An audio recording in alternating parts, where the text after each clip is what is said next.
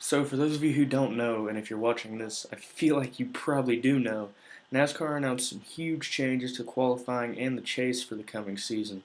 Now, a lot of people kind of are being negative about it, and I don't know, not really giving it a chance. So, I'm just going to kind of share my perspective over the changes coming to NASCAR this year. First of all, on a lighter note, we have the qualifying changes doing kind of like an elimination style format, which I think is interesting, and I think it wouldn't work as well without the chase changes because now everything in NASCAR is kind of elimination based. So I think it actually kind of meshes well with that. I don't know that it's going to make a huge difference on things.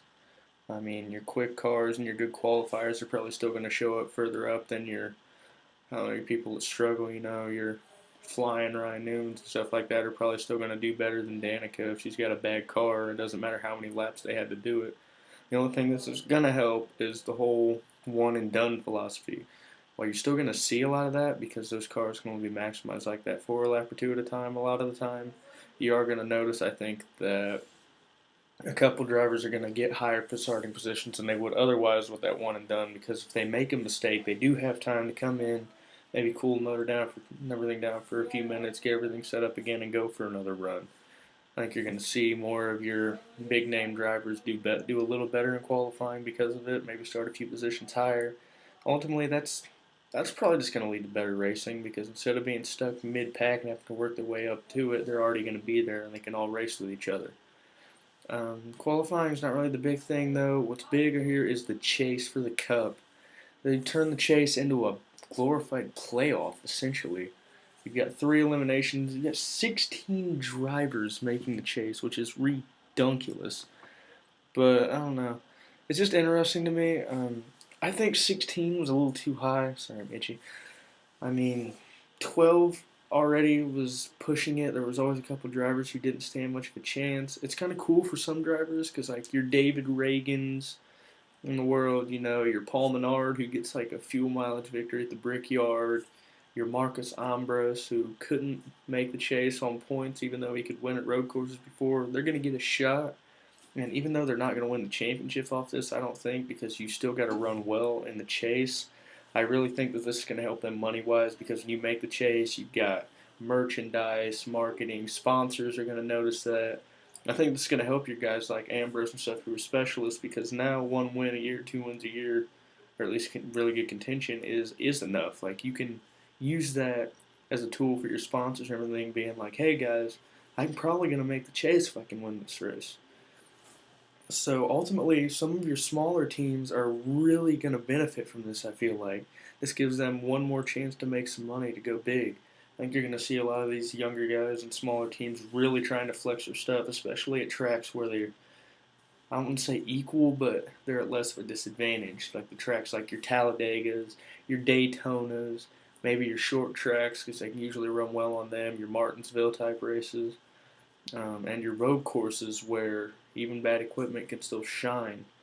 I think some guys who could benefit from this are Marcus Ambrose, obviously, like I said, your guys like Paul Menard and Eric Almirola, them who struggle a little bit but sometimes put themselves in contention for a win. And one big one that I'm thinking of, just by seeing how he performs at road courses, could be AJ Allmendinger. It's a guy who's coming back. He's going to be in the 47. He's got a really good shot at maybe winning on a road course or some specific tracks. And this could get a driver like that into the chase where otherwise he wouldn't have any chance at all. And that's just going to be extra marketing, extra money for these teams. I think that's big. What I don't like, however, and what a lot of people are complaining about is the way it goes once you get to the chase. Okay, the eliminations are kind of cool. I'll admit that. I'm all for it. It adds a little extra layer to it. Resetting the points means the driver can have an issue the first week and not be completely screwed. Trust me, I'm a junior fan. I know all about that. It's brutal. Being a junior fan is brutal in general. That's beside the point. Um, but it is nice. Like you can fight your way back.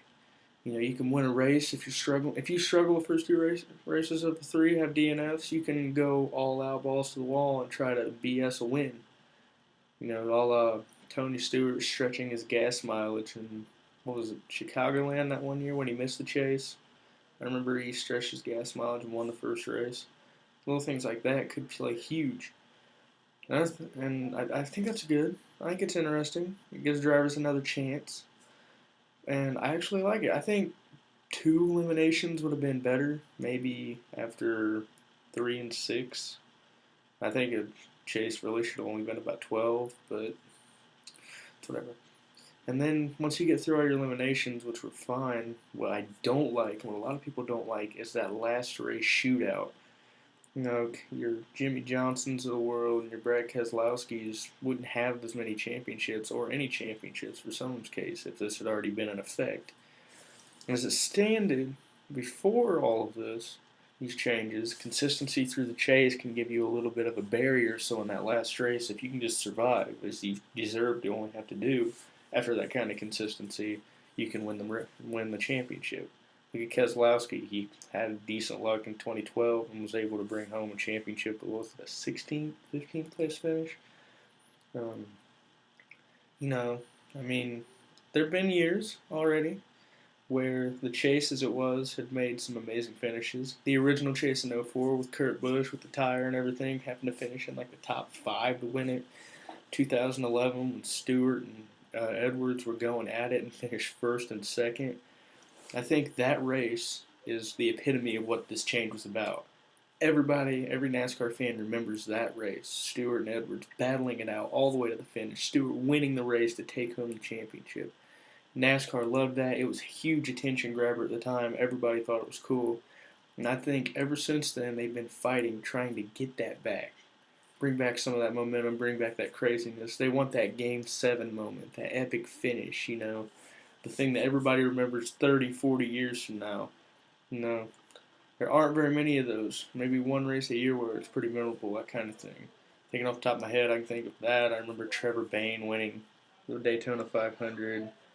Obviously, Earnhardt 98 and '01, and things like that. Those are the ones that a lot of us remember, but before that, I mean, a lot of the races are just races.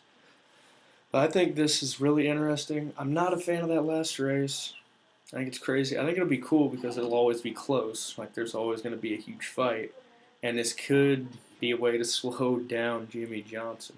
Because that dude, he's just on a tear. I mean, you almost have to pick him to win every week. It's crazy. But, I don't know. I'm not a huge fan of that. It will make it interesting. It'll make it crazy. And it's still fair because you have to run good in the chase up until then to get to that point. Even be in contention the last week.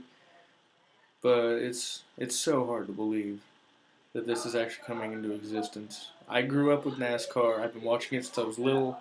I learned my numbers from NASCAR. I learned a lot of the first words I knew were sponsors. So it's crazy to me to think that everything I knew in NASCAR is pretty much gone at this point. Outside of the length of the races, pretty much everything has changed. It's crazy, but I've got to support it. That's just the way it goes. NASCAR had to evolve to stick with everything, and while I don't necessarily like this, I'm trying to trust them. I'm trying to have faith in them. I'm going to watch this year very intently. I'm going to really focus on it. And remember, guys, the Cup Series isn't the only series. If this doesn't go according to plan, if you don't like it, there's the Nationwide Series, which is amazing, always has good competition, even though Cup drivers kind of dominate the wins, which suck. There's the Truck Series, which is my personal favorite series, which has amazing races. They're shorter, so people who hate the length don't have to worry about that. They can have more contact, and they have some amazing races. I went to the Mud Summer Classic last year. Amazing experience at Eldora. I'd recommend that for anyone. Truck Series is an amazing series, so I would definitely look on that one. You have ARCA. Really good competitors. You know, Frank Kimmel always seems to pull out the victory in the championships, but it's really competitive for all of them. It's really fun to watch. I like to go to them. I'll be hoping to go to a race or two at Salem, on with Winchester, and they're back to Lucas Oil Raceway, which I wish the Nationwide Truck Series would come back to at some point. But that's beside the point. And otherwise, I just think it's going to be a great year, guys. So keep an eye out for it. Thanks.